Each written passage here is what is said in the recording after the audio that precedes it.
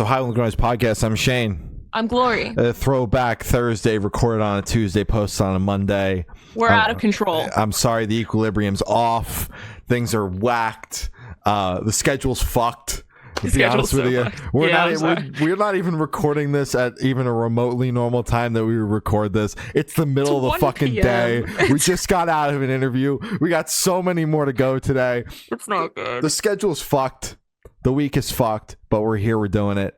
We're not going to miss a week. We're not going to let that happen. Not on my watch. Not on our watch. We are not letting that happen. So we're continuing along here with Pierce the Veil and their discography. Today we're chatting about their 2010 album, Selfish Machines. And for me personally, this kicks off the immaculate 3-album run that Pierce the Veil just decided to have one random day in June of 2010 when they put the first of those 3 records out.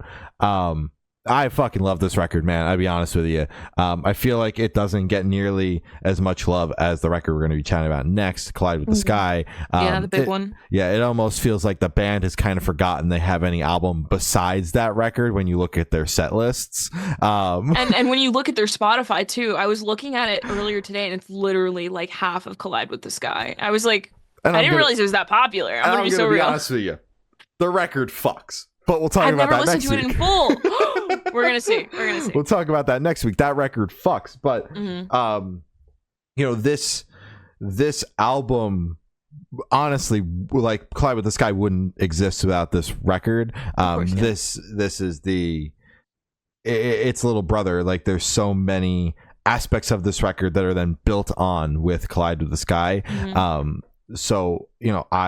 I love this album. It's such a shift from the previous record, where like the last record was a little disjointed feeling at times, and things would carry on a little too long. It was overall a solid record, and there was a solid base and foundation for the band laid with the album, especially the first few songs on the record in particular were very strong, and then it kind of tailed off. Teetered off.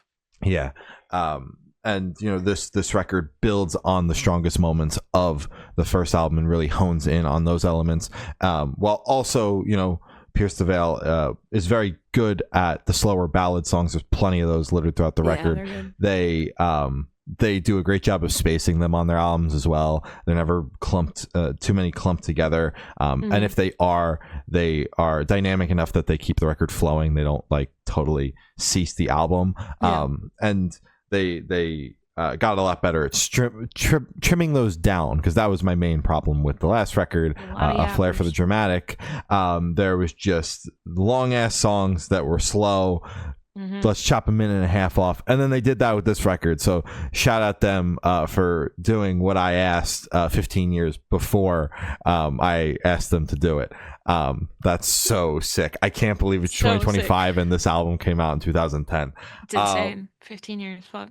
The way it opens with Bestitos is just unbelievable. That's a phenomenal opener, and then we immediately get into a quick little drop it down for a second with Southern Constellations, but I really like the vibes on that. I think that Vic's vocal performance on that song in particular really like tugs at the heartstrings, which I like. And then the absolute rippers, The Boy Who Could Fly, Paraphernalia, which is that's the only song that they still acknowledge from the album at this point, although at the time of recording today kicks off their massive fucking arena tour, which is just stupid to say that Pierce the Veil is going on a fucking arena tour. 2025 arena tour is going on an arena tour where they're doing an Eras style thing. So I'm curious to see if they'll be playing any of these other songs live. Fast Times at Claremont High is another ripper. It's basically, the middle half of the album just absolutely rips. Another standout for me is I Don't Care If You're Contagious. Such a great chorus on that song.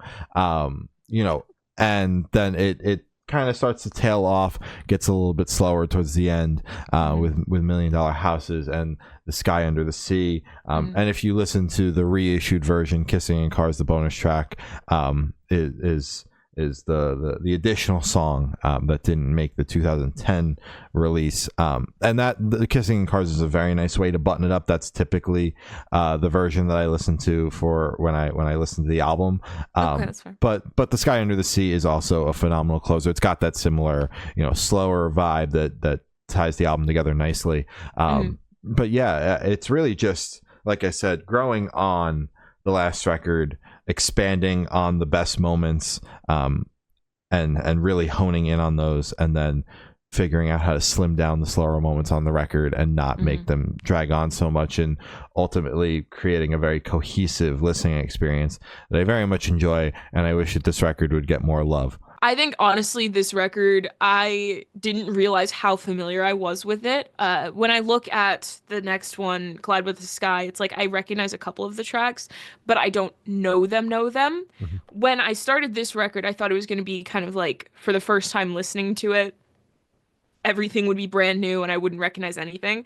I know almost this entire record. I don't know when I had the opportunity. I don't know when I had the time to sit down and listen to this, because throughout my entire scene life, it's always been, I've never been able to get into Pierce the Veil. I've never been able to sit down and listen to their discography.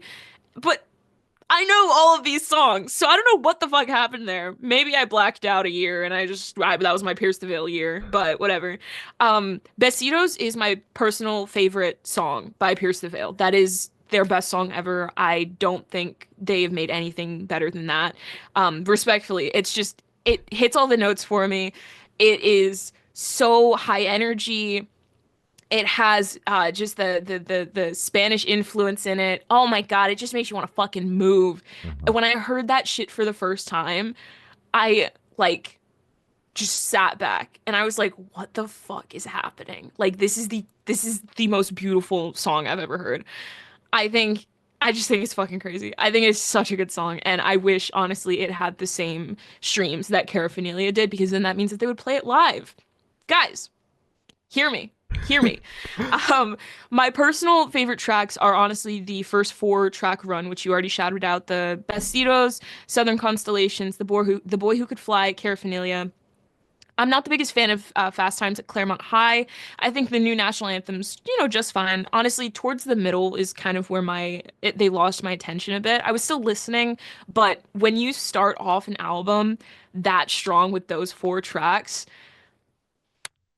it's kind of hard to top that. I think definitely the second half of the record picks back up again. It's really only 2 or 3 songs. I did like Bulletproof Love, but again, it didn't really do much for me. So those 3 songs in the middle kind of left me wanting more. Then Stay Away From My Friends came on, and I was like, oh, I know, I love this one too. I Don't Care If You're Contagious.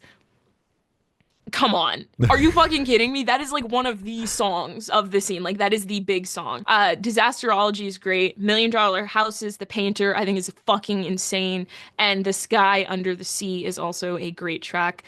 Oh, all in all, I think this record is honestly like one of my favorite Pierce the Veil songs, fucking albums. Besitos is my favorite Pierce the Veil song. Hey. I have no notes. My only gripe is like 3 songs in the middle could be a little better, but even then, one of the 3 is like one of their top ranked songs ever. So maybe I'm just missing something. Obviously, the people like it. Big fan of Selfish Machines. I think this album fucks. I think it is so fucking good. There are a couple moments where Vic's vocals kind of rubbed me the wrong way, and I'm like, I didn't like how you hit that note, man. And but it's just like, it's early still into their discography. He's still, figuring shit out, but it also still has that kind of like grimy, like scene sound. So it could also just be that. All in all, great, fantastic, immaculate record. Shout out. Hell yeah. Shout out Selfish Machines. Shout out Pierce the Veil. Those are our thoughts on Pierce the Veil's 2010 album Selfish Machines. As I said, we're diving into the discography. We've only got a few more left, which is crazy. Typically at this point, we'd just be settling in, but it'll be over before it even begins with this one. Subscribe to us here on YouTube. It helps us out a ton. It's also the only place that these throwback reviews are posted. You can follow us on Instagram. It's Good Noise Podcast. Facebook is Good Noise Pod. TikTok is Good Noise Podcast. All the audio streaming services are Good Noise Podcast, and Patreon is patreon.com/Good Noise Podcast. Other than that, I've been Shane. I've been Glory. And we've been the Good Noise Podcast. See you next week. Bye. Bye.